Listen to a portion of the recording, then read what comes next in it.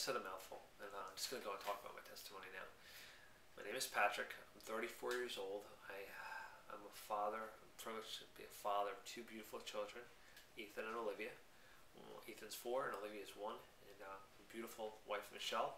I love them, and it's been a long road to get to where I am. I'm just going to talk about and go into my childhood, how I was raised, and how I got to the point I am today. So, probably one of my earliest memories that has to do with my testimony is in 2nd grade. I have two wonderful and beautiful parents, mom and dad. If you're watching this, I love you guys. I have a great sister named Pam, and she's awesome, and I love her. And we moved to this little town called New Milford up in New Jersey. And I remember starting in 2nd grade, and one of the very first things that was said to me was, what I was nicknamed was Chocolate Milk. As you can see, unless you're colorblind, because I'm brown. And I went to school that was probably, I don't know the percentages offhand, I'm going to guess about probably 97, at that time at least, 97, 98% white. And if you're watching this and you're like, oh, he's going to go into a big racist thing, that's not what I'm going to talk about, but I'm going to talk about things that happened to me, so please stick with me. I was called Chocolate Milk, and so, some people might think that's funny, and I could sit here and get a chuckle out of it, but really, what that did was kind of create a separation for me from day one from the rest of the kids. I was already deemed as being different based on my skin color, and that's really what my nickname was throughout 2nd grade. And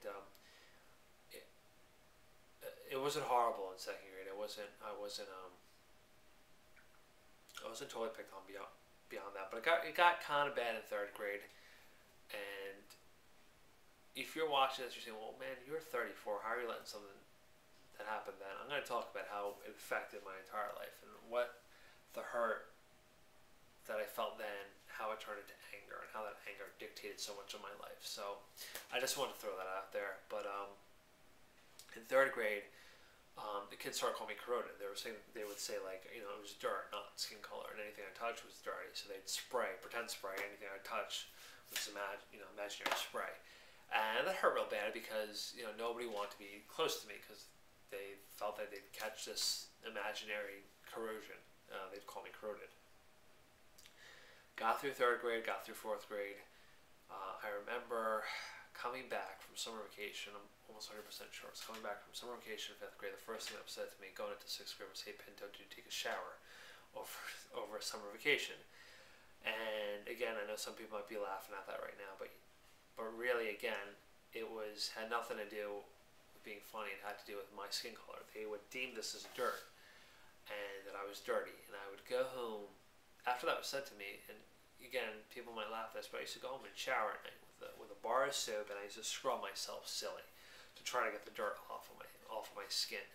And I hated myself. I hated who I was. I hated my race. I was resentful towards my parents for being Indian. I hated anything about it. I didn't want to talk about my race. I didn't want to acknowledge it. And I hated myself. I hated myself. By 7th and 8th grade, they used to call me cow worshiper because many Indians their religion is Hinduism, and they would call me cow worshiper. They would prank call my house, and my father would pick up the phone. They'd call him Gandhi. They'd speak in obviously the Indian accent's a real easy one to imitate, so they'd make fun of my family. I'd get that all day long, and again, the skin color, the dirt, all that stuff. I would just hate myself, and I just hated me. I hated my existence. I hated everything about me, and I used to, I was suicidal by 8th grade. By 8th grade, I still remember by 8th grade, I came home one night. I was on the phone with my one and only friend from school,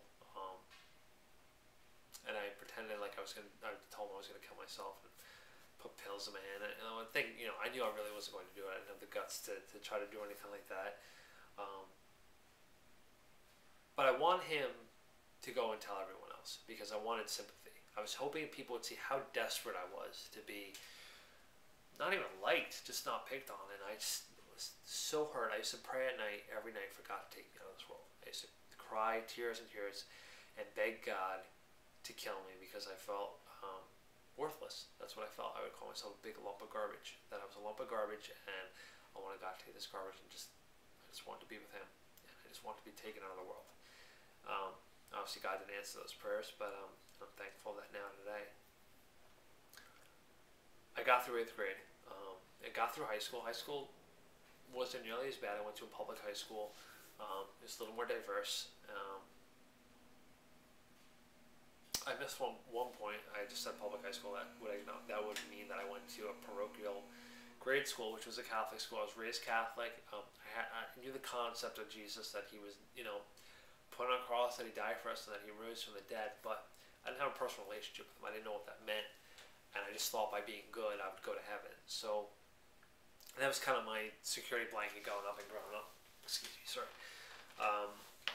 As I was growing up, but I made it through high school, made it through college. Around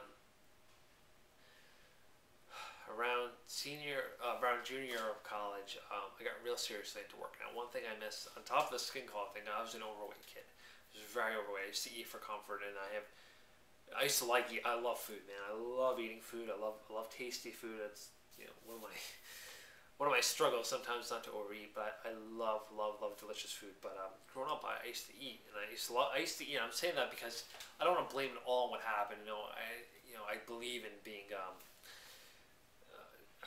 being responsible. But I mean, growing up, I used to love to eat, but I also used to eat for comfort. I used to come running home from school and eating, a big thing of cookies, because it just feels so comforting after being tortured all day. So obviously, I gained so much weight. I was a fat kid. I was obese. I had something called gynecomastia.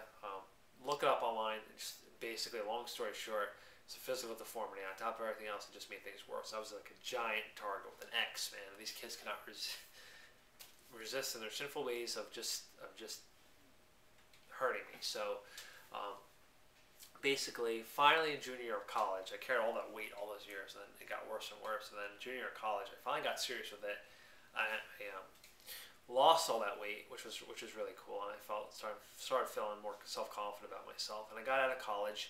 I got surgery, some plastic surgery done to repair the gynecomastia that I had. So I was feeling real good about myself, honestly. I thought I had let all that stuff go, but the point of telling you that whole story about my past was to tell you that hurt and that sadness that I felt all those years, I never let go. I carried that all my life, and that sadness, because I could never express it, I would never tell anyone about it, turned into anger, just pure anger. And I was just angry, and I just remember getting into like the alternative era of music, like Pearl Jam and Nirvana, and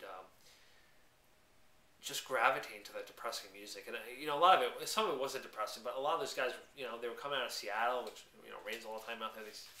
Obviously, everyone knows what happened with Kurt Cobain, and just listening to their music, I gravitated because they sounded like they were hurt, or they could relate to hurting people, or kids who were picked on.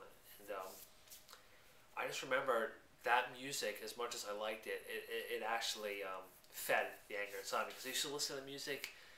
I used to wallow in the self-pity I was feeling, and that self-pity would just turn into anger, and I would just feel so angry while I was listening to music. I used to feel so good because I used to rage while listening to the music, and it would feel good, and then 5 minutes after listening to the music, it would come back, and it would be stronger, and it kept going. And then I moved from the alternative era to, this was called the new metal era. And so, I'm out of college now, I'm listening to Korn, and Korn is just hardcore, man. All their music was about, like, anger and revenge on people, on what people did to them growing up, or to the lead singer Jonathan Davis. And still remember, it was on one of their later albums, but there was a song called Thoughtless, and it was just, the video of it was a kid going back to his high school prom getting revenge on everyone, I believe. But the song was just an angry song, and I used to just be so angry listening to it, and that anger really did a lot of damaging things to me. I used to honestly fantasize about going back and getting revenge on those kids and hurting them, and I would be wishing that that they were in a miserable state in their life. And if you're watching this and you went to grade school, I'm sorry, but I was just an angry kid, and I hated them, and I hated everything about them, and I wanted to hurt them. And that anger went on with me to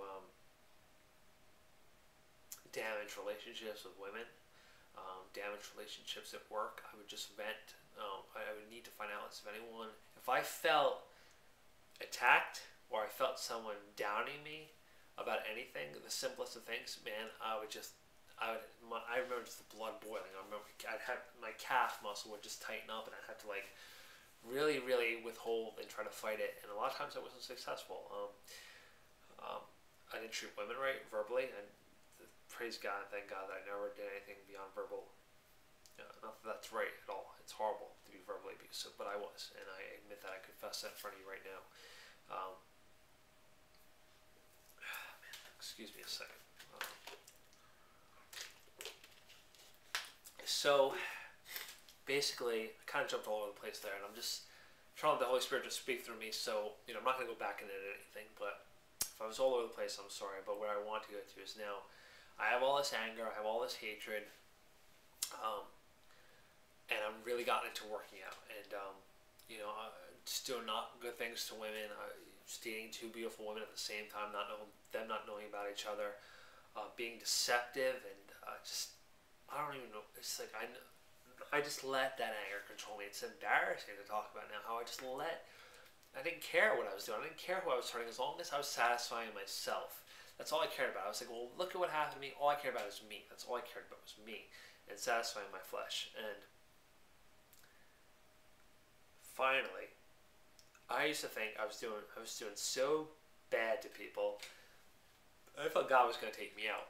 I really did. And instead, He blessed me with my beautiful wife, Michelle, and she came into my life, and I was convinced the whole 6-7 months we were dating, for the first 6 or 7 months, that hey, she's gonna break up with me. She's gonna rip my heart out. Because to me, she was the one. She was the one, and I was so in love with her, and I wanted to put a ring on her. I wanted to move in with her, and I loved her so much, and I love her so much to this day. But she didn't break up with me. She stayed with me,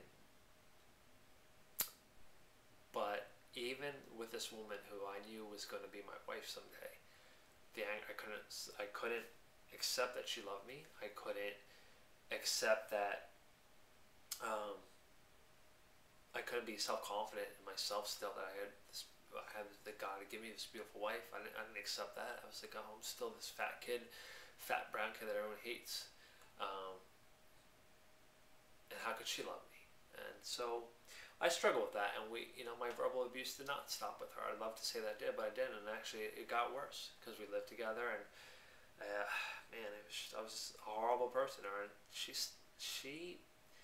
is probably the most forgiving person I've ever met in my life because she stuck with it. And then finally, it came to a point where I'm so unconfident in myself, if that's the right word, but basically I started taking steroids, and I started taking steroids because I wanted to compete, because I felt like I had to go on stage and show everyone, look at me, basically. And I got caught. I went to jail for a day. I had to do 6 months of community service. I put our, we were engaged. I put our potential marriage in or marriage date. I shouldn't say marriage, but I put so much stuff in jeopardy for myself, and she's still stuck with me. And we got married, and things were okay, and still struggling with the verbal stuff, and we moved in, and it just got worse. We moved into our house, and it got worse and worse and worse, and we had our son, and it still got worse and worse. And then my boy's 6 months old, and I'm going off about something. Not him, not my wife. Not that that's right, but he's sitting there watching me, and I noticed. And my wife said, something has to change. We can't go on like this. I don't want to raise my, and I knew she was right. So she went to bed, and I stayed up. I'm sitting there just reminiscing. And at that point, I was about 29 years old.